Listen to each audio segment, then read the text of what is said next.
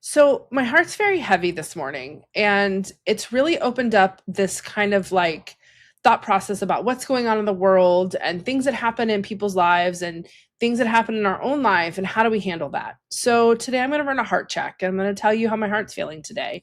And I'm also going to use art of heart language and describe my heart. So when running a heart check, the first thing we do is how is my battery and what is my emotion word? Today my battery is low. I'm probably at 35% sad.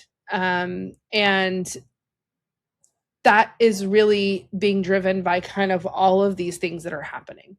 And so the next point in a heart check is alignment. So, what do I need to do today to align my day as how I'm showing up in the world? And today's, Saturday, and I am preparing to go on a 2-week trip for work. And so there's a lot of things that have to be done in the house, and there's laundry and packing and cleaning and all the things to get ready to close the house down. And honestly, I just feel like I would like to sit up on the couch and cuddle up and watch TV. The next thing is relationship. Who needs a touch point? I'll tell you a little bit more about what happened and why these relationship touch points are so important. Yesterday evening, I got a phone call from my best friend who said that my niece had been involved in a really catastrophic accident and she's okay, but it's going to be a long road to recovery. And this is someone who I have been in her life since she was a toddler, and I have been a part of her life for her whole life. And she's very important to me. My role as an aunt and Auntie Risris is one of the most important roles that I have on this earth. And I love my nieces and nephews, and they are such a magical part of my life. And when one of them has something tumultuous going on or something's happened, I feel it deeply. And so and today is her birthday. And so she's an amazing human, and she's kind, and she's a new mom, and she loves dogs, and she's just a really vibrant human who's had a really hard road. And I am sad for her that has to deal with this trial and this situation, because that's not what you want for any of your people, right? And so what relationships need a touch point today are my best friend to, she's being a great mom and taking care of her family, and make sure that she's okay. And also make sure that my family has everything that they need to support them through this healing journey. And then the last one is tether. How am I going to tether? And honestly, this morning I tethered by just thinking through what this feels like and trying to understand what I'm feeling, what's happening on the inside, and then how do I go about my day? So part of that is running what I would call the heart check, which we just talked about, which helps me kind of determine how I'm showing up today. The next thing is thinking about how my heart feels. And my heart feels very heavy, as if you were thinking about a weighted, something with weight to it, whether it's like a weighted stuffed animal or a weighted pillow or a weighted blanket, something that's very heavy, that looks light, but is very heavy. And so my heart is kind of this like very dark eggplant color. And it's really, really dark at the bottom, and it gets a little lighter towards the top. And I just feel heavy today. And as I started going into this, why does my heart feel heavy today? It's not just what's happening with my niece. My family's had a lot of kind of crazy health things over the past 2 months. And there's so much happening in the world. There's layoffs, and there's things happening within the geopolitical world that are very heavy on my heart. And the economy is not ideal, and things feel very uncertain. The news cycle moves at such a rapid rate of pace that I can't keep up with all the bad things that are happening, know what I should be doing something about, and what I just have to let go. And so it caused me to think about this morning what's happening in the world. And I looked up what is the difference in empathy versus sympathy? Because I think that sometimes we don't really use these words well. And so I wanted to make sure that I was correct on the meaning. And I found this really great example. Empathy is active. It's understanding someone's feelings as if they were yours, getting to the root of the problem and offering comfort. Versus sympathy, which is passive, feeling sorry for someone else's own point of view, offering unsolicited judgment and passing advice. That really kind of stuck with me today are we being empathetic or are we being sympathetic?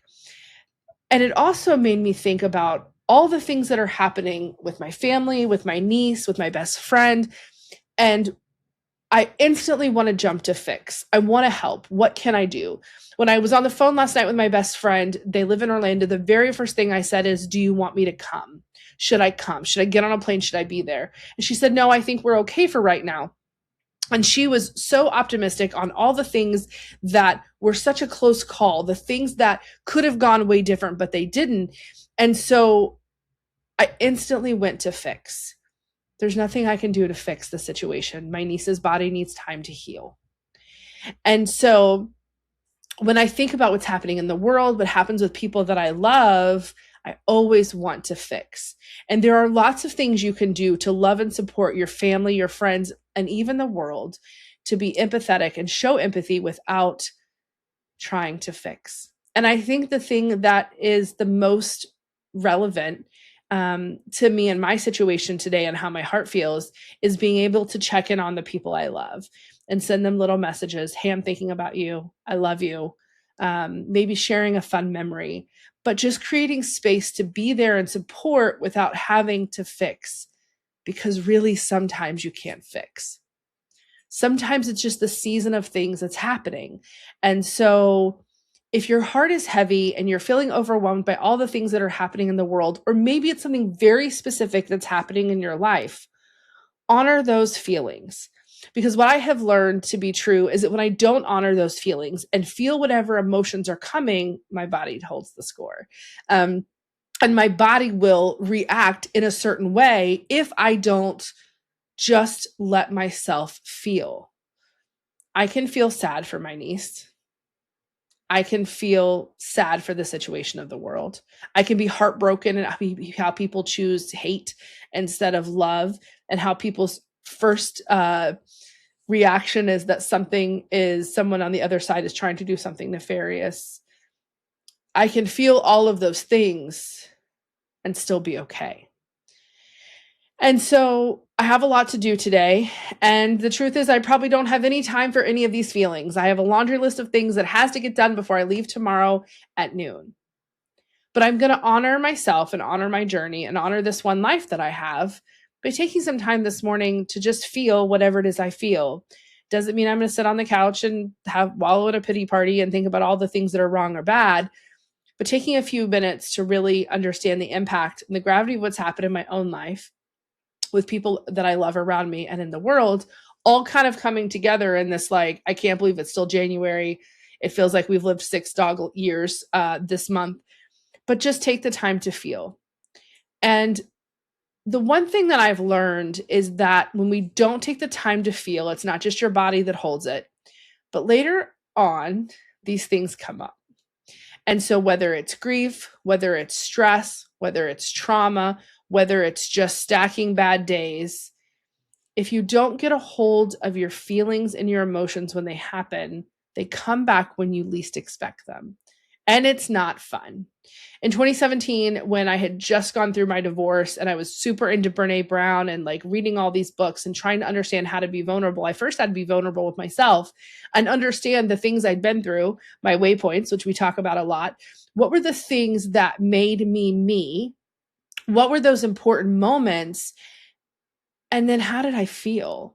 For years, I had put things in little boxes, and I would tell you that they were Tiffany boxes with beautiful blue boxing and white ribbon on shelves with all of these waypoints that had happened in my life, the good, the hard, the aha moments, but they were full of emotions that I had never felt. And during that time period, I was reading Brene Brown's books, and I was really understanding what it meant to be vulnerable and real with myself and to not feel shame around those things. And so I would sit in my bed at night and I would think about a memory and I would just let it wash over me and let me feel whatever I felt, whether I was sad or angry or happy, or whether I felt betrayed, or whether I had shame for myself, or whatever the feeling was. I just let that feeling be. And I worked through a lot of those things in my life that when I would think about them, my body would physically react because I had never worked through them.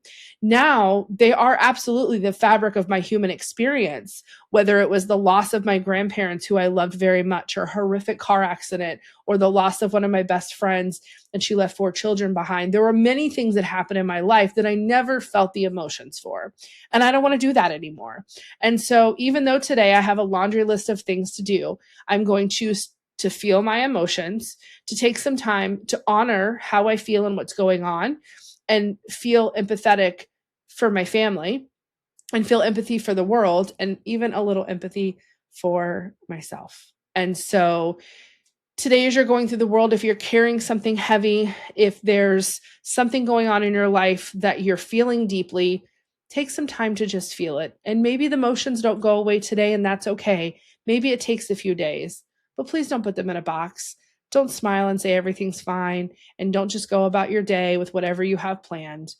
These are really important things that we work through. And if we don't do them, the consequences are great. And also hug the people you love and tell them you love them. Be grateful for the time you have. And remember that whatever you're feeling, it's totally yours to feel.